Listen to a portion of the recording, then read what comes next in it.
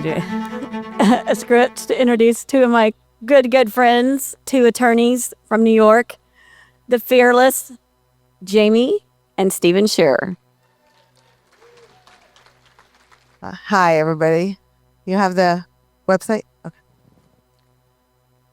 All right, so finally we're going to talk a little bit about Remdesivir, because I know that's the past couple of years that we did these meetings was about Remdesivir and so what's going on with it. So I'm going to make this really quick because I know that Stephen has really important stuff to talk about, and then we're going to wait for Ivan to close up everything.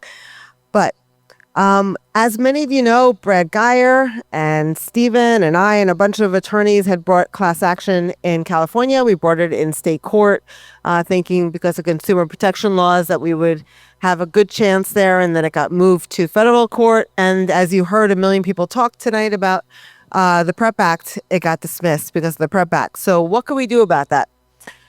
I think sometimes we talk a lot about God. I think that God was telling me to watch a program called Dr. Odyssey. Do any of you guys have time to watch TV? Have you watched that show, Dr. Odyssey? Okay. So if any of you are as old as me, you might remember the TV show Love Boat. Anybody remember Love Boat? We all love that, right? So every single week, there'd be like a different bunch of people that would come on. Well, this is the same kind of idea. They have two nurses, a female and a male, and they have a doctor.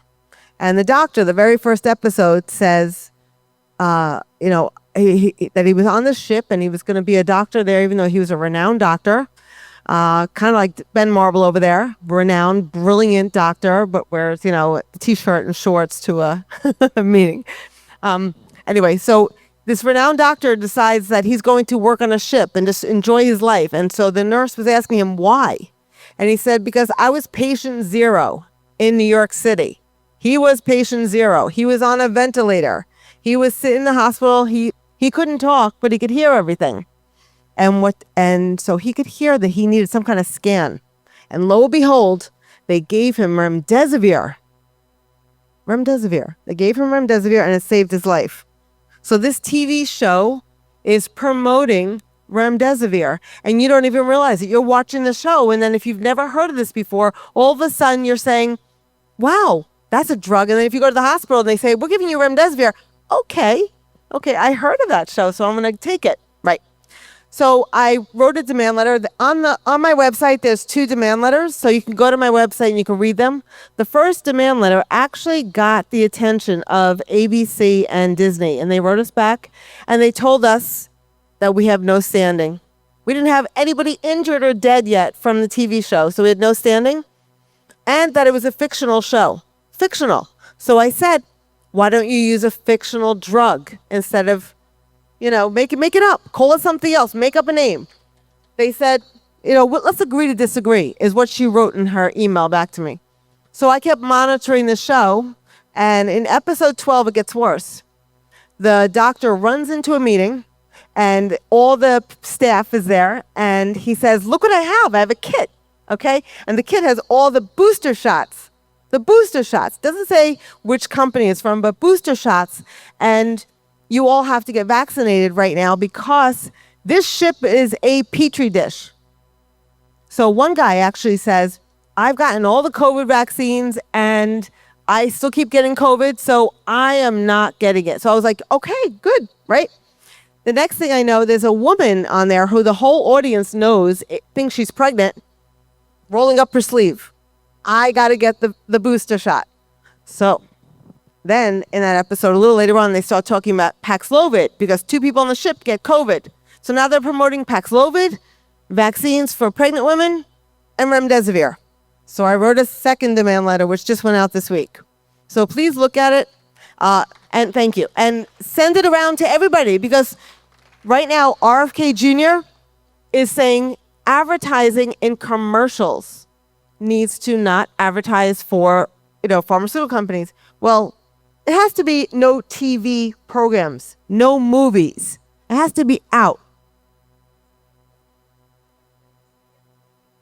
That's another thing. In advertising, John can talk about that.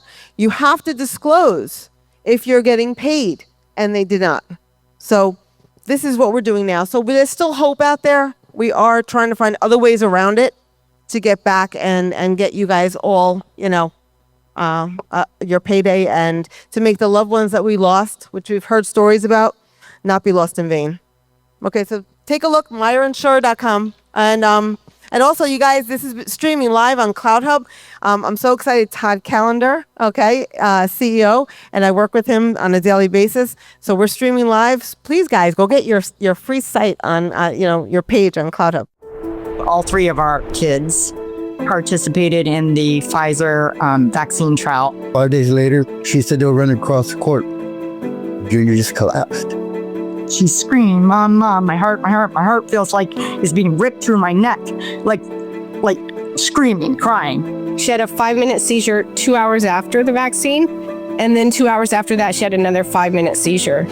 I was quadriplegic for close to 2 months. Within days, I was horrifically ill. She would black out. Yeah, go into these rages. It's like I'm not there, someone else is there. Hey, listen.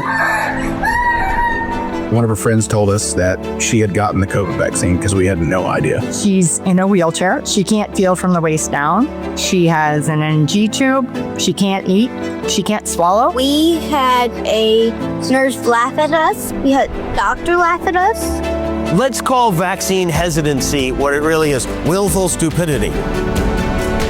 With those statistics, that if they're accurate, they constitute a signal that there could be a problem with these vaccines. No. Okay, and why is that? I think it's more complicated than If they don't produce results that sell the vaccine or the drug, that sponsor's not coming back. The 18-year-old healthy daughter, there was nothing wrong with her. She had no comorbidities. She had nothing wrong with her. And she's just gonna die. They'll block me on Facebook all the time. Twitter, knock me off. Big tech is basically harassing and intimidating the victim, basically medically gaslighting them by denying the validity of their injuries. I didn't know about any of this until I was a person in it. I had no idea how bad this was. It took nothing to be presumed positive for COVID. Yeah. But it takes everything to be presumed positive for a vaccine injury. my kids were healthy. They just wanted their lives back.